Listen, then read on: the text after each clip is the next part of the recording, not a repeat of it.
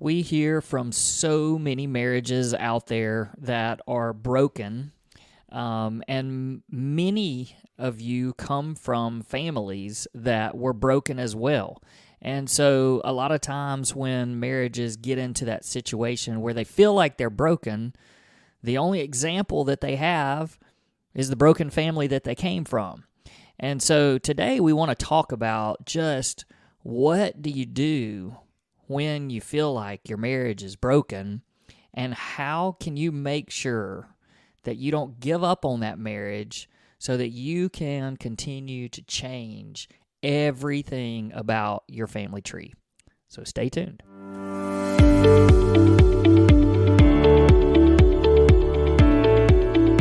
Welcome back to another episode of the Redeemed Marriage Podcast. Rusty and Heather Bryant with you.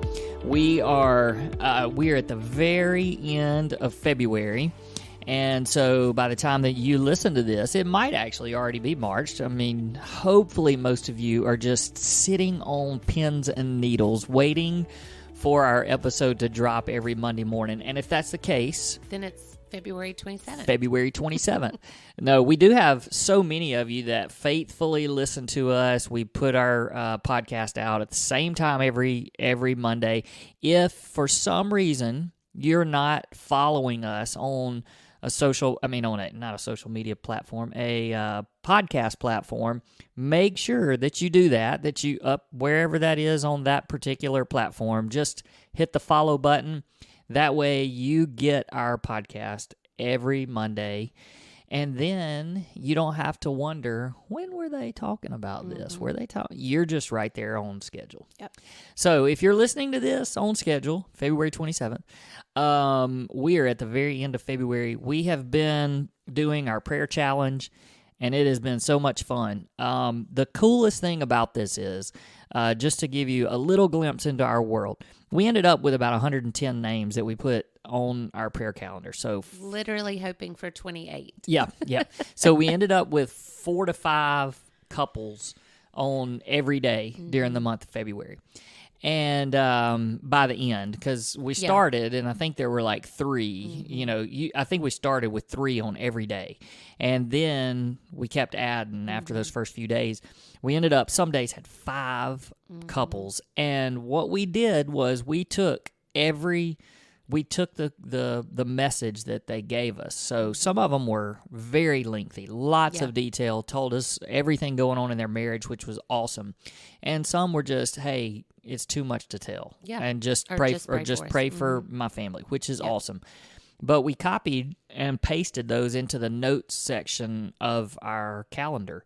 So every day it would pop up the name of the person, and then in the notes we could go back and we could read through everything. So it gave us some direction to be able to pray.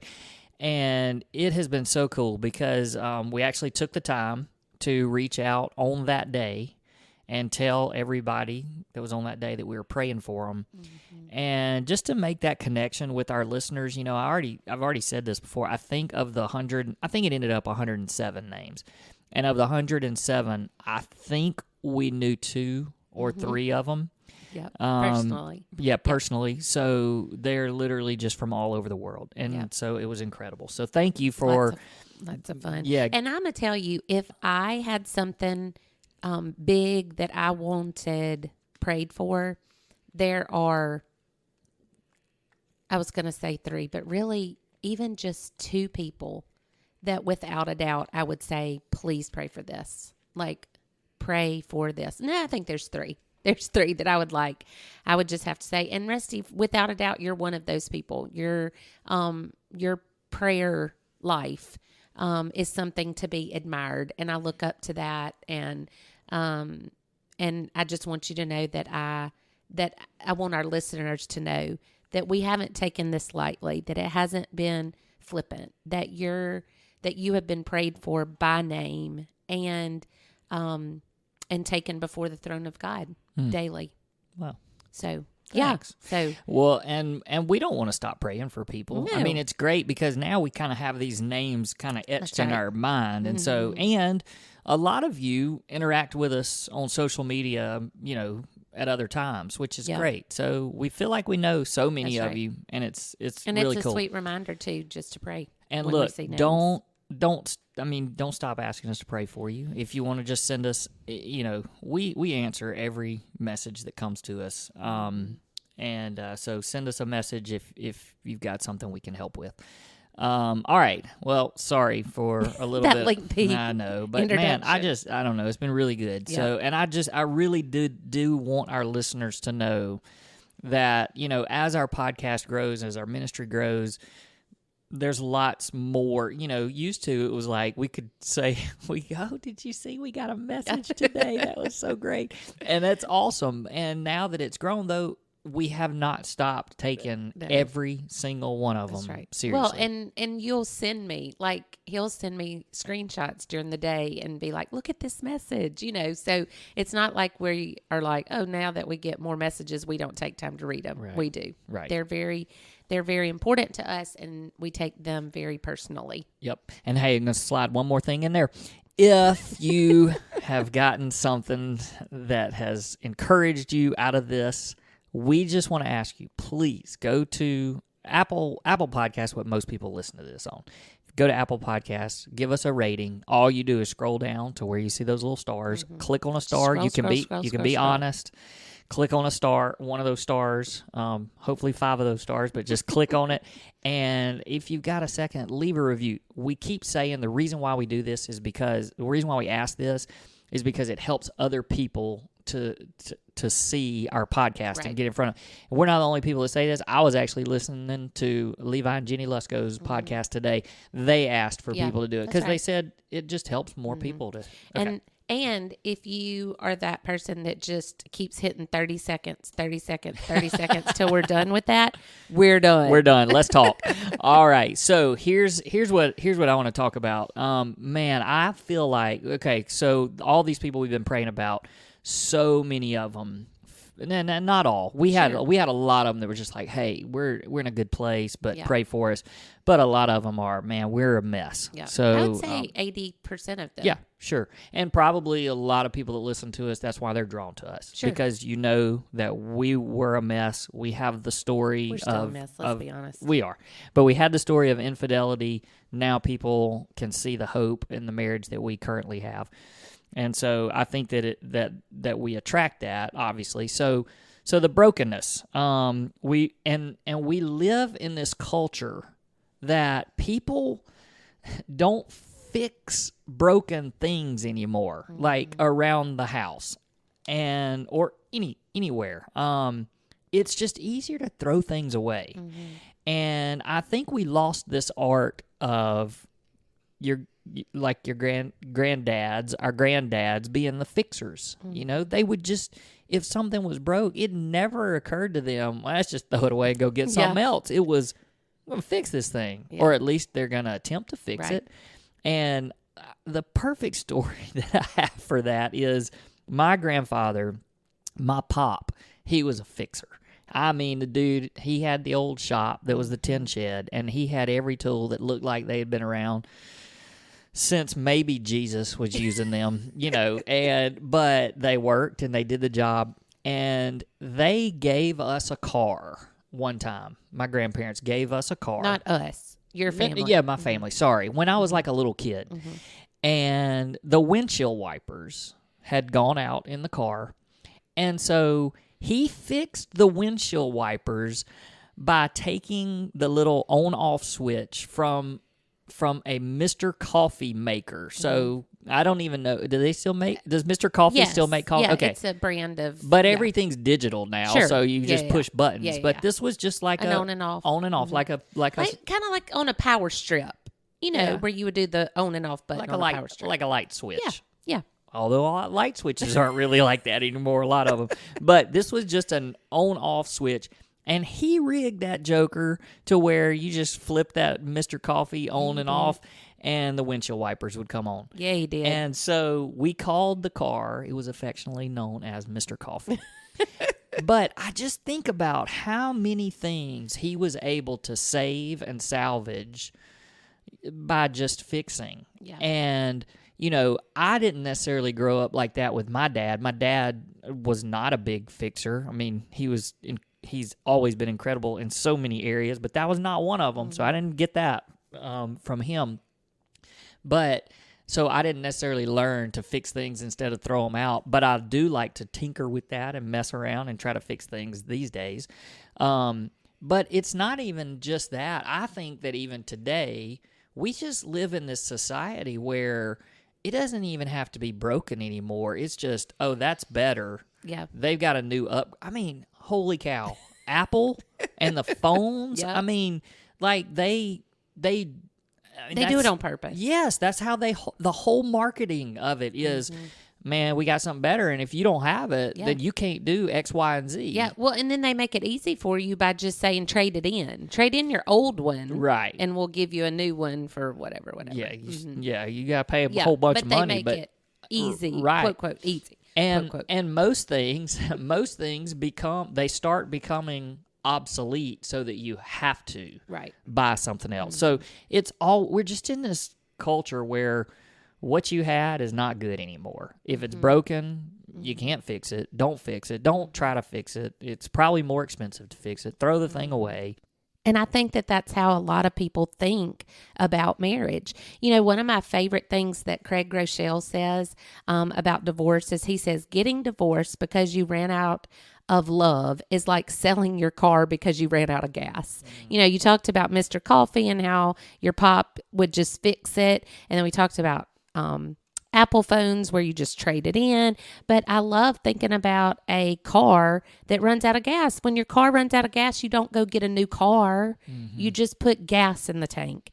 And I think that that's how we have to view our marriages, is they have to have gas. We have to pour into them. We have to do things to make sure that we are not tempted to think, oh, well, I should just be done. And I think that that's something we have to do from the very, very beginning, is when you commit to marriage and you're saying, this is the person that I'm going to spend the rest of my life with, and that you make a covenant before God and say, this is the person that I'm choosing to marry, then you're drawing a line in the sand and you're saying, things are going to be different for my family, no matter what I've come from, whether you've come from a broken family or not, whether, whatever that looks like, you are saying my marriage is going to look different no matter how hard it gets. And that's what I want us to kind of, talk through a little bit. What are some things that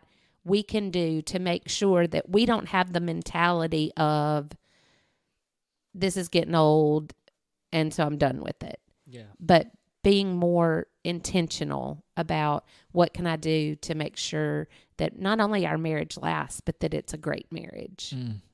So when you think about the everyday battles, the everyday struggles, the things that you just go through, those are the things that I think just weigh on people over time to where they think, I don't love this person anymore. I don't feel like this is not the one for me, whatever, And we hear that. Oh yeah. I made a mistake. I messed up. And I think that's kind of what we're talking about, is just the everyday, struggles and what people would say would be falling out of love. Right. Just the everyday grind of doing marriage and life together. Yeah. Because I do think it's a little bit different when you start throwing in the big devastating sins, that happen, because that takes just a completely different approach. Sure. And just that's a whole different, which we talk about quite often because it's our story. But, there's just a lot of people out there that are like, man, we just aren't going to make it. Our marriage is broken. Yeah. Yeah. Well, and you know what? Another thing along those same lines is, I think a lot of even the big things start with these little things, just the daily things that rub you the wrong way, and then your mind just kind of your mind can start wondering to, oh, I wonder what it would be like for this, or I wonder if we did get divorced, if I would have a better life, somewhere else. I think our minds, we can entertain things that we have no business entertaining. Like, I know for us, when we first got married, I can remember in premarital counseling, them saying, don't even joke about the D word, like, you shouldn't even be talking about the word divorce. It doesn't need to be a threat in any way. If you don't quit this, then we're going to get divorced. It doesn't need to be a threat. It doesn't need to be in joking. It just doesn't need to be a topic that you discuss at all. Yeah, I was looking for a quote because, whenever I listen to sermons and stuff, I'm just constantly writing things down and quotes and stuff. And I can't find the one that I'm exactly looking for. But it was, somebody that I've listened to recently, and it just basically, it just says that people don't get divorced. More divorces happen because, like what you said, because of the little things. Yeah. Even more than the big things. Yeah.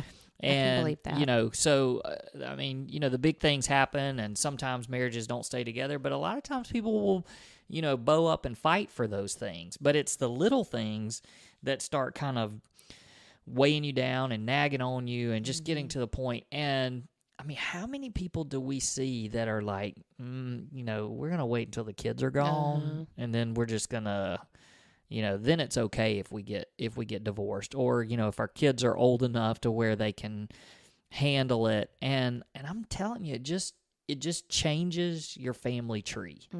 And, and I'm not going to say it's a curse, but it's just something that at that point, it makes it easier for your children to want to do or to be okay with it as well.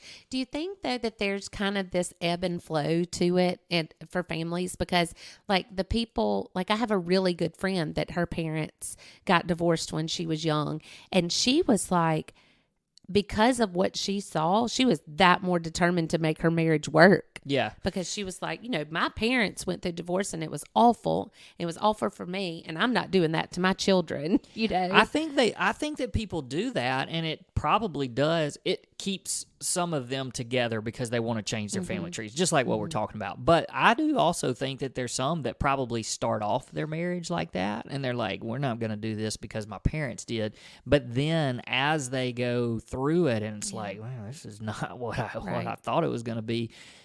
Well, they got out of it, and we made it. And, it's and so then it just, and I just think how important it is for, before you ever get married, you're just drawing that line in the sand, and you're just saying, this is it, one spouse for life, right? And this is the one. Yeah. So for those of you that are out there that are just like, I don't know if we're gonna make it, like I just feel like we're at the end of the rope, and I just don't know if we're going to make it. Or maybe you're even thinking, I don't know if I want to make it. Yeah. I think that a lot of people listening are like, I'm just not sure if it's worth fighting for anymore. Because do I want to be stuck in this situation for the next, till I die or whatever? Yeah, surely this isn't what God has for me. Yeah. If you're there, like, I don't really know how else to say this except the whole reason why we do the podcast and why we have a ministry to marriages is because we want people to be able to look and go, if God can bring their marriage back to life, that's right. He can bring my marriage back to life. And God's own son was dead for 3 days, and he came back to life.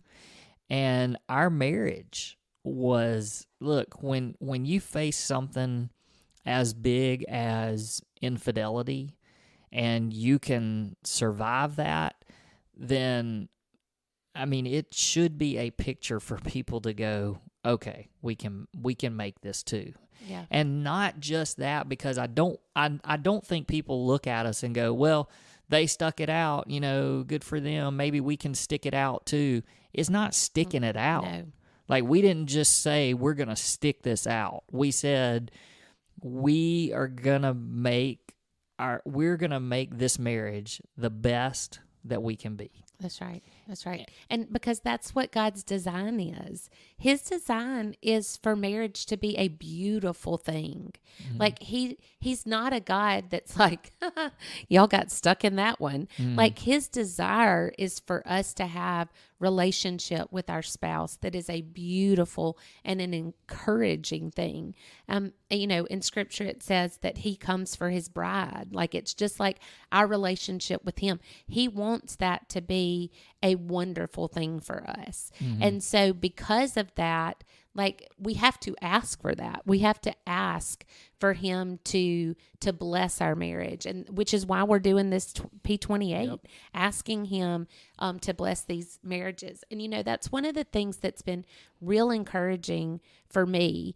We talked either last week or the week before about how heavy those P28s can get because there's a lot of hurt. But also, it's such a good thing that you see 100 and how many ever people you said that we've been praying for that are wanting to fight for their marriage. Mm-hmm. It's not like they're just saying, I give up. They're saying, please pray for us. We want to make it, or at least one of the spouses do.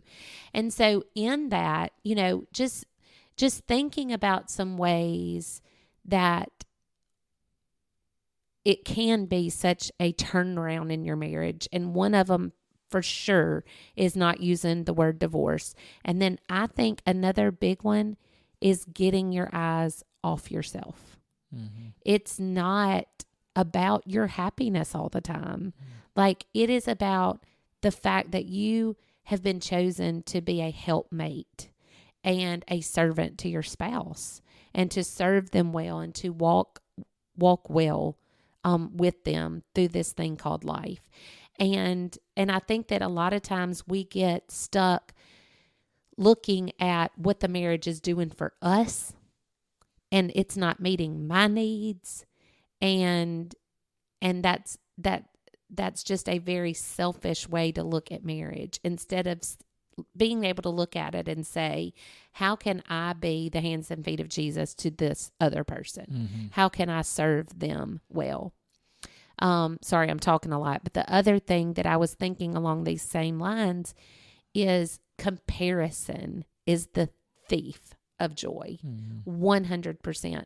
And I think a lot of us compare our marriages to other people, and you think that it's always better on the other side, or I bet their spouse does this, or I bet their spouse does that, or, treats them this way, or look, they go on vacations together. No wonder their marriage is good. Like, I think it's real easy to get into that crazy cycle of comparing. And then all of the sudden your marriage doesn't look as good as you want it to look, or that you think it should look. Mm-hmm. Does that make sense? Yeah. Well, it's heartbreaking because most of the messages that we get when they say that their marriage is broken, it's because one spouse has more or less given up, or, they're not, and the one that reaches out is the one that wants to try to save their marriage. And so we understand that. Like, there's this, the huge part of this is that if you're listening to this, it's probably because you're the one, and maybe your spouse is as well. You're just trying to get some encouragement. But this particular episode, we're talking about broken marriages and should you try to save your marriage, and you're the one that's listening and you want to try to save your marriage. That's why you're listening. And so we get it that it's exhausting to be, man, I'm the only one fighting for my marriage. But that's the part of this that we're trying to say. God can change your spouse. But as you're waiting on that, and look, your spouse, they're human, they can choose sin. They may not turn back to God, may not turn back to your marriage, but that's when you can't allow this situation to steal your joy, and you still work to become the spouse that you know that God has called you to be. And you know, like I said, we know that that's exhausting, but at the same time, you're praying like crazy for your spouse, for your marriage. You're working and doing what you can do to take care of yourself, to become the person that you need to be, and also the spouse that you need to be, and then let God work. Yeah. But you can't get the bitterness, and so you can't have the bitterness inside, the unforgiveness. I mean, look, Satan gets a foothold on marriage through unforgiveness. And if there's something that your spouse has done and you're holding it over their head, and you're not, you have to forgive. And when you can get on that clean slate where it's all right, I've forgiven my spouse if it's something that they've done. I am working on myself. I'm working on our marriage. And now I'm just praying that God mends and puts these broken pieces back together. That's all you can do. Yeah. Like, that's all you can do. And then watch and allow God to work a miracle, because he can. But if you give up, he can't work a miracle. Yeah. Yeah, you have to be open to it. Do I have time to read just a little something? My mentor shared this with me about humility in marriage, and I thought it was great. From the desire of being praised, deliver me, Jesus. Now, for the sake of time, I'm not going to say deliver me, Jesus, after each one, but each one of these ends with delivery. Deliver me, Jesus. From the desire of being honored, from the desire of being preferred, from the desire of being consulted, from the desire of being approved, comforted, from the fear of being humiliated, from the fear of being criticized, from the fear of being passed over, deliver me. From the fear of being forgotten, from the fear of being lonely, from the fear of being hurt, deliver me. From the fear of suffering, deliver me. And then it says what we can do. That others may be loved more than I, grant me grace to desire it. That others may be chosen and I set aside, grant me the grace to desire it. That others may be praised even if I go unnoticed, grant me the grace to desire it. And I just love this prayer of being meek and humble of heart, so that we can love others more than ourselves, so that we can be strengthened by his Spirit, so that he can teach us his ways, so that we can put our desires aside and desire his desire for our marriage.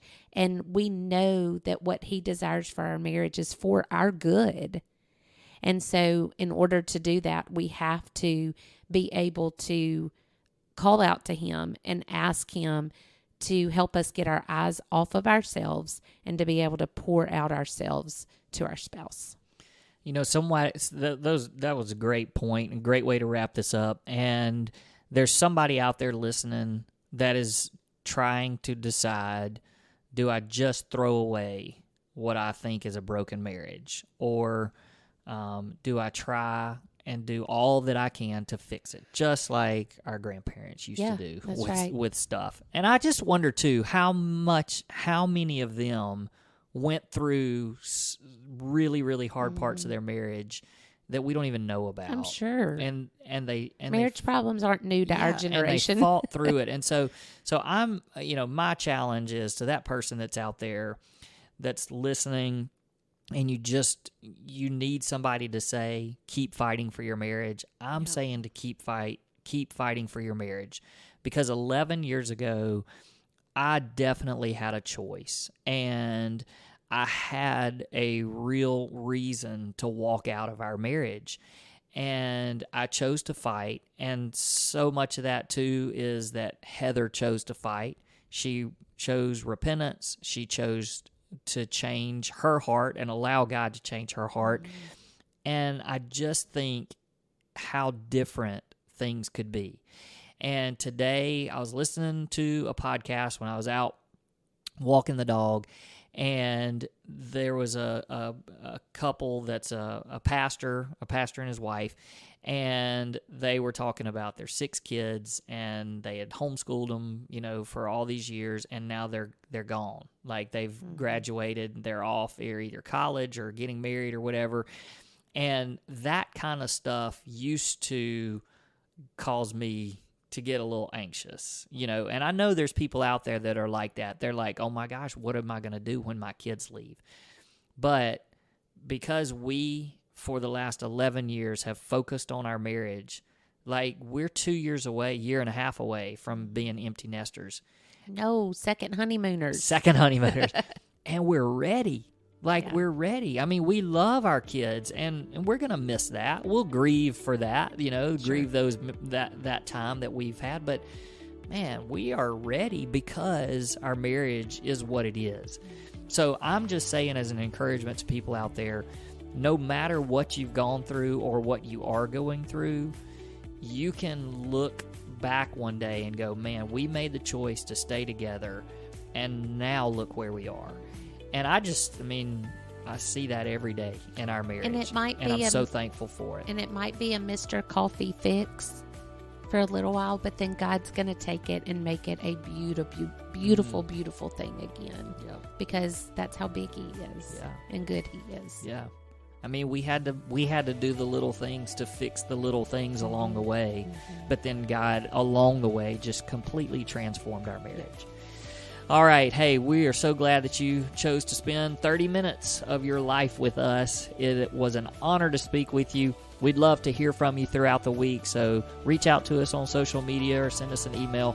We'd love to continue praying for you. So have a great week. We'll see you next time.